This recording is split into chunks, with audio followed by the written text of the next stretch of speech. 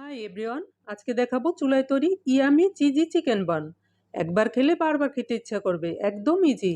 প্রথমে ময়দার ডো তৈরি করে নেব। তার জন্য নিয়েছি ময়দা, লবণ, গুঁড়া দুধ, ইস্ট এবং চিনি। সব কিছু মিশিয়ে নিয়ে হালকা গরম পানি দিয়ে মেখে নেব। সবশেষে তেল দিয়ে নরম ডো তৈরি করে নেব এবং ঢেকে রাখবো 1 ঘন্টার জন্য। 1 ঘন্টার পরে ডোটাকে আবারও মেখে নিয়ে লেচি কেটে নিয়েছি। তারপর একটি লেচি নিয়ে রুটির মতো করে বেলে রুটির মাঝ বরাবর চিকেনের পুর এবং মোজোরেলা চিজ দিয়ে দুপাশ থেকে ডিজাইন করে নিয়েছি। তারপর একটি প্লেটের উপরে বাটার পেপার বসিয়ে বনরুটিগুলোকে রেখে ঢেকে রাখবো 10-15 মিনিট।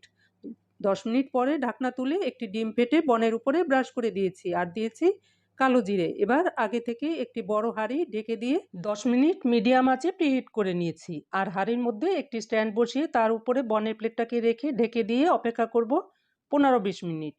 20 মিনিটের মধ্যেই বনগুলো হয়ে গেছে। একবার দেখুন কতটা সুন্দর, সফট এবং লোভনীয়। আর স্বাদের কথা কি বলবো। ওয়াও, অনেক মজা হয়েছে, আপনারাও ট্রাই করবেন এবং খেয়ে এনজয় করবেন। সবাই ভালো থাকবেন।